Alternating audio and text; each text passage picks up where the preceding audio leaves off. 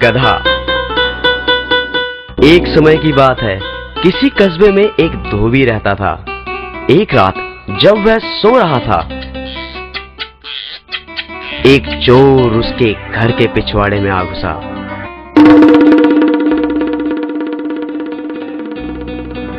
धोबी का एक कुत्ता और एक गधा वहां एक खूंटे के साथ बंधे हुए थे। चोर को देखकर गधा कुत्ते से बोला, कुत्ते भाई, देखो चोर घर में घुस आया है और तुम भौंक नहीं रहे हो। क्या ये तुम्हारा फर्ज नहीं कि तुम भौंक कर मालिक को जगाओ? यदि तुम ऐसा नहीं करोगे तो चोर चुपचाप चोरी करके यहाँ से रफूचक्कर हो जाएगा।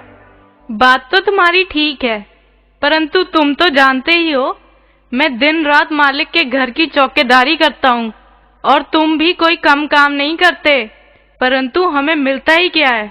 हमें ढंग से पूरा भोजन तक नहीं दिया जाता। ये बात तो तुम ठीक कह रहे हो, परंतु कुछ नहीं। मैंने तो सोच लिया है, मैं आज नहीं भौंकूंगा।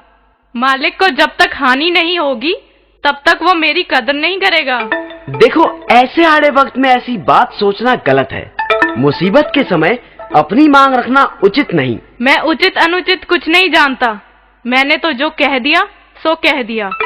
ऐसे मालिक का भी क्या करना जो अपने काम से ही काम रखे, लेकिन हमारा ध्यान बिल्कुल ना करे। गधे को गुस्सा आ गया। ओए मतलब परस, तू अपने फर्ज में कोताही कर सकता है, परंतु मैं तेरी तरह कमीना नहीं। लगता है मुझे ही कुछ करना पड़ेगा। और गधा जोर जोर से रैंकने लगा। गहरी नींद में सोए हुए धोबी की नींद गधे के रैंकने की आवाज से खुल गई। वो गुस्से से बिस्तर से उठा और जाकर लाठी से गधे को जोर जोर से पीटने लगा। पिटाई इतनी बुरी तरह से हुई कि कमजोर गधे ने वहीं अपने प्राण त्याग दिए। तो बच्चों, समझे कुछ?